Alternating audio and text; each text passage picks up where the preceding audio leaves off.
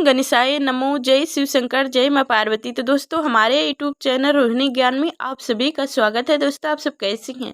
आशा करते हूँ कि आप सब अच्छे होंगे, स्वस्थ होंगे, मस्त होंगे।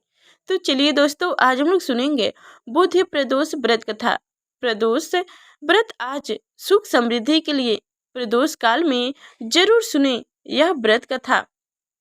आज यानी 27 सितंबर 2023 बुधवार को भाद्रपद माह का अंतिम प्रदोष व्रत है।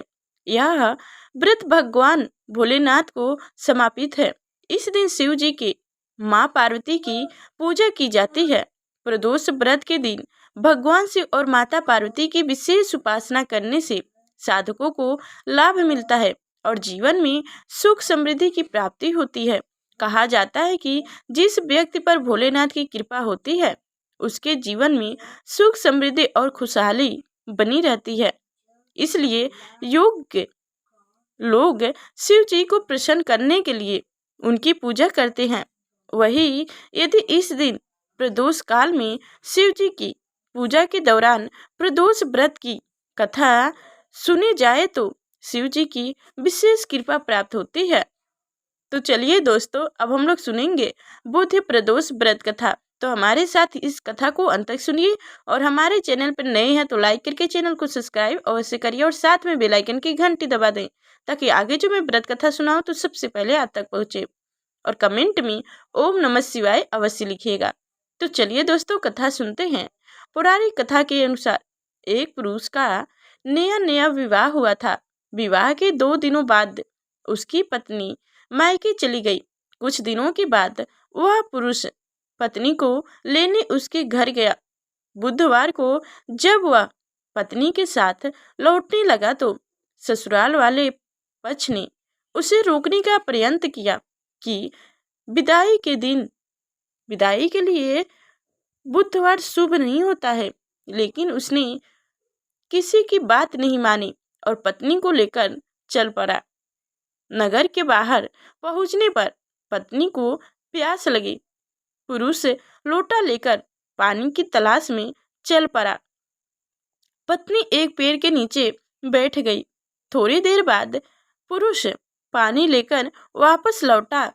तब उसने देखा कि उसकी पत्नी किसी के साथ हंस कर बातें कर रही है और उसने लोटे से पानी पी रही है। उसको क्रोध आ गया। वह निकट पहुंचा तो उसने आश्चर्य का कोई ठिकाना ना रहा, क्योंकि उस आदमी का सूरत उसकी ही भांति थी। पत्नी भी सोच में पड़ गई। दोनों पुरुष झगड़ने लगे। भीड़ इकट्ठे हो गई। सिपाही आ गए।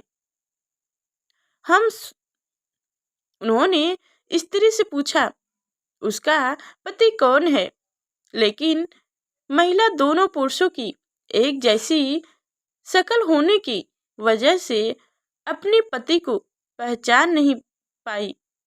उसके बाद पुरुष ने भगवान शिव से प्रार्थना की। उसने शिव जी से कहा, हे भगवान, हमारी रक्षा करें। मुझसे बड़ी भूल हो गई कि मैंने सास ससुर की बात नहीं मानी और बुधवार को पत्नी को विदा करा लाया। मैं भविष्य में ऐसा कदाचित नहीं करूँगा, जिससे कि उसकी प्रार्थना पूरी हुई। दूसरा पुरुष अंतर्ध्यान हो गए। पति पत्नी सकुशल अपने घर पहुंच गए। उस दिन के बाद से पति पत्नी नियमित पूर्वक बुध त्रयोदशी प्रदोष का व्रत रखने लगे। तो दोस्तों ये थी बुधवार प्रदोष व्रत कथा। तो हमारी कथा कैसी रही कमेंट में अवश्य बताइएगा और अभी तक हमारे चैनल को सब्सक्राइब नहीं किया तो सब्सक्राइब करके बेल आइकन की घंटी दबा दें ताकि आगे जो मैं व्रत कथा सुनाऊं तो सबसे पहले आप तक पहुंचे। और कमेंट में ओम नमः शिवाय अवश्य लिखिएगा।